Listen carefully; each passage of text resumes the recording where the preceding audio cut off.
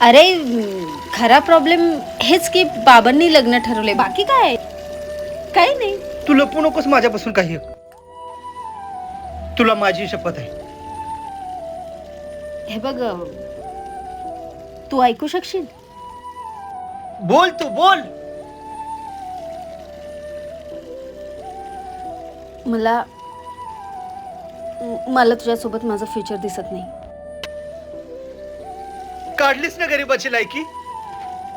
तुला आता आता माझ्यासोबत तुझं फ्युचर दिसणार ना. अगं तुझ्या खांद्याला खांदा लावून चाललो ना मी.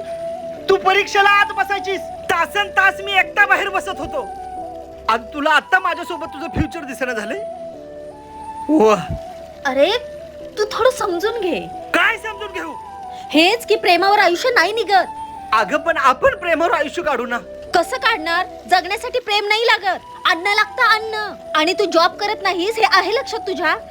मग मला सांग, किती दिवस माझ्या पगारावर आपण दोघे आयुष करणार आहे? काही विचार केलास या गोष्टीचा? वा, म्हणजे तुला हा प्रॉब्लेम आहे की मी तुझ्या पैशावर आयुष करतोय. हा, आणि भविष्यात जर लग्न झालं तर तुला भीती आहे की तुझा नवरा तुझ्या पैशावर आयुष करेन. पण सोनाली, चूक तुझी नाही ग, ही समाजाची रीतच आहे.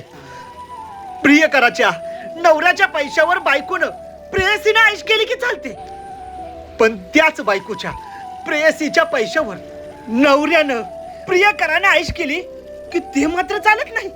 आ? पण मला वाटलं होतं तू त्यातली नसशील, पण तू सुद्धा तशीच निघालीस.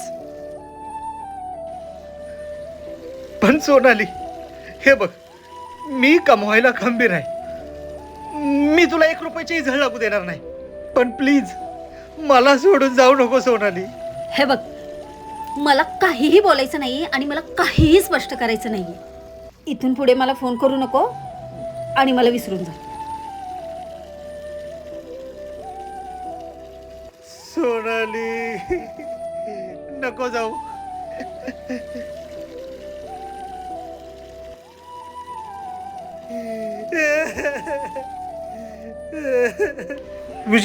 विजय तिला सांग बरं का. सोनाली, सोनाली.